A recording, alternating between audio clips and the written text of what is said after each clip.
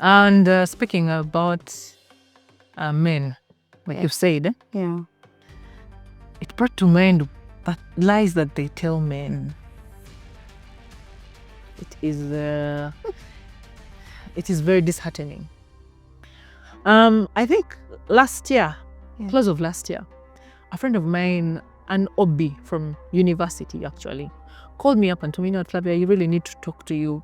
He told me this year, before it ends, please make sure we meet. Yeah. So I remember we scheduled 2 meetings, we missed them. But on 30th December, we said, you know what, let us meet up. So I went to see him and we sat at a restaurant and were talking. And while we were talking, he broke down. And I was shocked. I asked him, what is happening? And he told me, this is something that I've been going through the whole year. There's no one I have told. You're the only person that I am going to tell this. So anyway, the lie I'm coming up to is that men have been told to man up. Men have been told not to cry. Men have been told to deal with their issues. They have no space to release. Exactly. Yeah. They have no space to release. So my friend happened to have gone through a separation and a divorce, I think, at least by the time we talked. He told me his wife had left with a child. They had one child together. And it had really eaten him up. He didn't know who to tell. He didn't know who to confide in. Because I asked him, but you have brothers. Why aren't you talking to your brothers? Like, no one knows. Yeah. I can't tell anyone. I can't. And one of the things that really hit me, he told me he left his job. He said, you know what, Flavia, I got to a point where I was so stressed out. I locked myself up in my house. I stopped going to work. Yeah. He told me he didn't work for about 3 months. The good thing is that he had saved up enough money to take him through the rest of the 3 months. months. But he said, I quit my job. I just stopped showing up because of too much stress.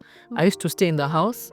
Sometimes I would sleep in my bed. Sometimes I would sleep in the sitting room because anyway, I'm alone in the house, you know. And then even during that time when I didn't have a job, my family used to call for help.